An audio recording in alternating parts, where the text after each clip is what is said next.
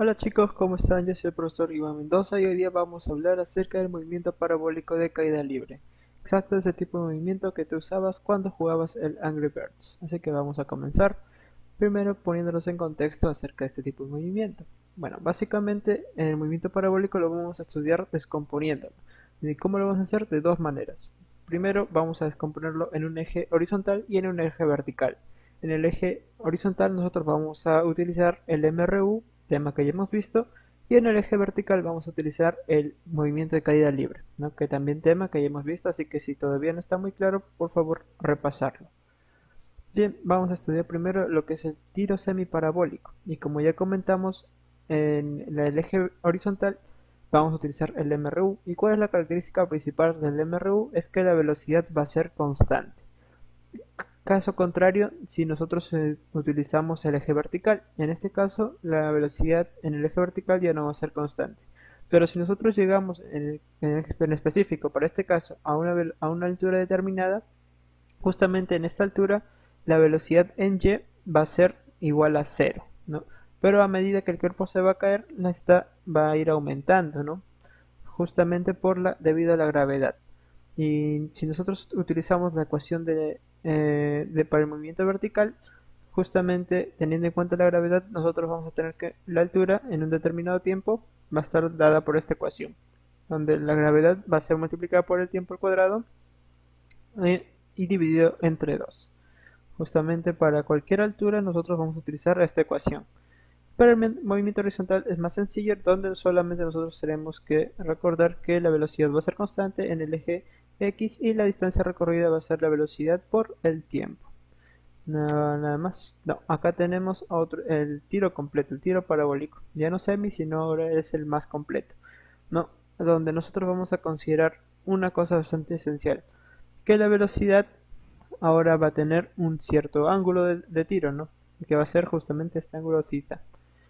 Como esta velocidad va a depender del ángulo, ¿no? Tanto en el eje X como en el eje Y, nosotros la vamos a descomponer. En el eje horizontal nosotros vamos a tener que la velocidad en el eje X va a ser la velocidad con que es lanzada por el coseno de este ángulo. Y para el movimiento vertical, a la componente vertical, va a ser justamente BY, ¿no? Que va a ser también la velocidad con la que es lanzada, pero esta vez multiplicada por el seno del ángulo. Entonces nosotros vamos a poder tener las ecuaciones. Justamente en la horizontal, como ya venimos diciendo, que la velocidad va a ser constante. Lo único que nos tiene que preocupar va a ser justamente convertir, ¿no? Hacer la conversión de la velocidad a la componente horizontal. Entonces la distancia recorrida, el espacio recorrido, va a ser la velocidad en x por el tiempo. Y en el movimiento vertical nosotros ya tenemos las ecuaciones de caída libre, ¿no? Acá ya les pongo a modo de repaso, pero acá va a aparecer una nueva.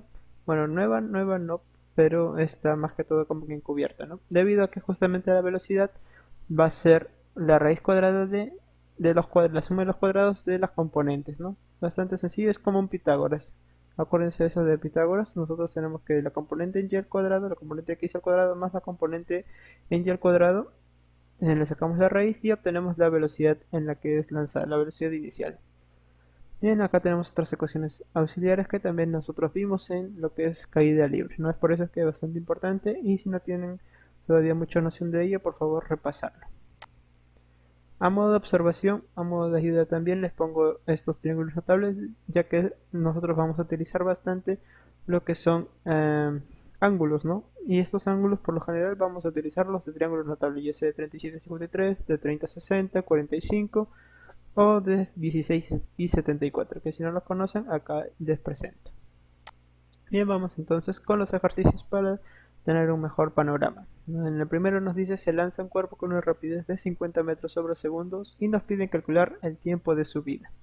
Entonces recolectamos los datos, acá están, ¿no? Y justamente lo que les vengo diciendo es que nosotros tenemos que descomponer esta velocidad, ¿no? Este tema de descomposición es como los vectores, ¿no? Justamente los vectores nos van a ayudar en esto. Entonces vamos a tener una componente en X y una componente en Y. En la componente en X viene a ser este de acá, justamente va a ser 40 metros sobre segundo, que es la multiplicación de 50 por el coseno de 37. Y en el caso de la vertical va a ser 30 metros sobre segundos por el seno de 37, ¿no? Va a ser 50 por seno de 37. Y nosotros calculamos el tiempo de subida. Para esto nos vamos a necesitar la componente de la rapidez en la vertical. Pero nosotros no exactamente necesitamos el tiempo de subida, sino necesitamos el tiempo de vuelo. No tenemos la ecuación del tiempo de vuelo, que está acá. Debe ser dos veces la componente en y sobre la gravedad. Pero el tiempo de vuelo sabemos que es el tiempo desde donde el móvil parte hasta que el móvil se detiene su movimiento, que va a ser más o menos por acá. Solo que nosotros somos más hábiles y simplemente si nosotros queremos el tiempo de subida, que va a ser justamente más o menos cuando llegue hasta acá, solamente ese tiempo va a ser de subida porque si nosotros partimos desde acá hacia abajo va a ser el tiempo de bajada. Entonces el tiempo de subida va a ser la mitad de este de acá. Y es bastante sencillo. Solamente tenemos que dividirlo entre 2 y al dividirlo entre 2 tenemos que la velocidad en y sobre la gravedad nos da el tiempo de subida. Por lo tanto, reemplazando nuestros valores, tenemos que el tiempo de subida va a ser de 3 segundos. Y si queremos el tiempo de vuelo total, simplemente lo multiplicamos por 2, que sería 6 en este ejercicio, ¿no? Bien, viendo otro ejercicio, tenemos este de acá. Se lanza un proyectil tal como se muestra y nos piden calcular el alcance en la horizontal. Bien, para el alcance horizontal nosotros nos acordamos que solamente tenemos que utilizar el MRU. Tenemos la velocidad, sí, pero no tenemos el tiempo. Así que nosotros tenemos que hallar primero el tiempo. De tal manera que nosotros vamos a utilizar una ecuación ahora de caída libre, ¿no? Y yo agarré esta debido a que justamente tengo los incógnitas que yo quiero, ¿no? Porque tengo la altura, tengo la velocidad en y, que es cero, debido a que no va a presentar un movimiento en y, no, así que va a ser cero, el tiempo, que es justamente lo que yo quiero, la gravedad, que ya me lo dan, y también el tiempo al cuadrado, ¿no? Entonces, una vez operando esto, 45 entre 5 me da 9, sacamos raíz cuadrada, sería 3. Y justamente es lo que yo quiero. Yo quiero el tiempo que ha demorado este móvil en llegar a este punto de acá. Entonces, para calcular el alcance horizontal, ya lo vimos, que es justamente la distancia recorrida por la velocidad multiplicada por el tiempo. Entonces, 25, que es la velocidad en la horizontal por el tiempo, nos daría 75 metros. Bien, vamos a otro ejercicio. Este un poquito más interesante. Dice, se lanza un objeto tal como se muestra en la figura y nos dice que el módulo de la velocidad es de 40 y nos piden calcular el alcance horizontal L, ¿no? Bien, entonces tenemos que hacer dos cositas acá. Primero tenemos que hallar el tiempo, ¿no? Sabemos que si nos piden el alcance horizontal tenemos que tener la velocidad y también en X y también tenemos que tener el tiempo, pero como no nos dan tiempo también tenemos que ser bastante hábiles y hallar el tiempo. Entonces nosotros vamos a descomponer la rapidez en la vertical. Entonces descomponiendo la rapidez sería la velocidad inicial por el seno del ángulo, ¿no? Que sería de 37.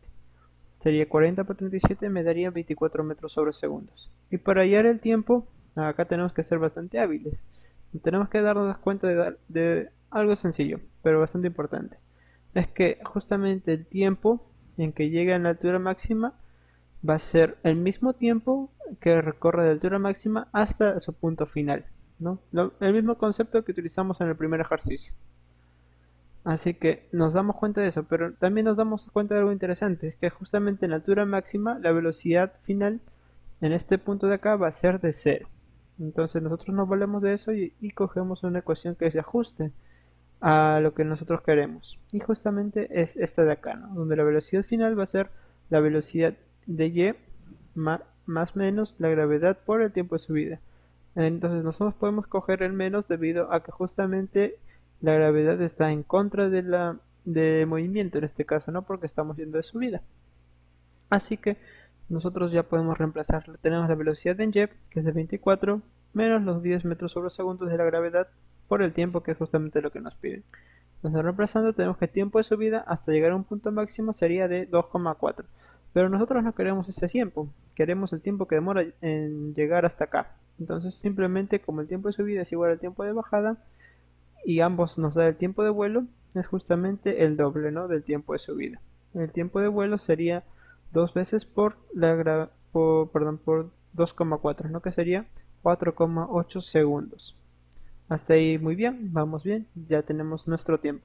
Y ahora tenemos que hallar el alcance horizontal. Para eso nosotros tenemos que descomponer la rapidez, pero ya no en la vertical, sino ahora en la horizontal, que sería la velocidad por el coseno de 37, ¿no? Sería 40 por ahora 4 entre 5, coseno de 37, que sería 32 metros sobre segundos.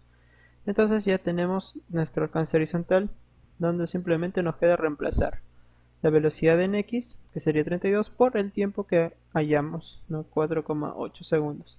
Y haciendo la operación respectiva, tenemos que la distancia es de 153,6 metros.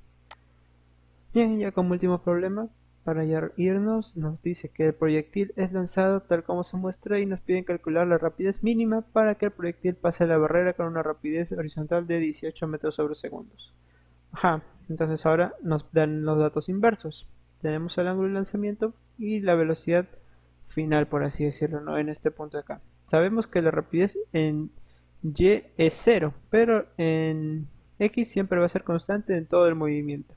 Así que vamos a utilizar nuestra formulita de la rapidez en la horizontal, que va a ser básicamente la velocidad en x va a ser la velocidad con la que es lanzado por el coseno justamente del ángulo de lanzamiento. Tenemos la velocidad en x, sí, 18 metros sobre segundos, tenemos el ángulo, sí, y solamente tenemos que hallar la velocidad. No, entonces la rapidez mínima sería de 30 metros sobre segundos. Esta sería la rapidez mínima debido a que si nosotros la lanzamos, si la lanzáramos con un poco menos, por ejemplo 28 o 25, no va a llegar a pasar esta altura, sino se va a quedar como que en el camino nomás, se va a quedar acá y va a rebotar de repente. Pero si nosotros la lanzamos con una rapidez mucho mayor, de repente va a ir mucho más alto, ¿no? Y va a poder pasar la barrera con más facilidad. Bien chicos, esa ha sido la clase de hoy, espero que hayan podido aprender algo nuevo y nos vemos en la próxima clase. Estudien para sus exámenes. Bye.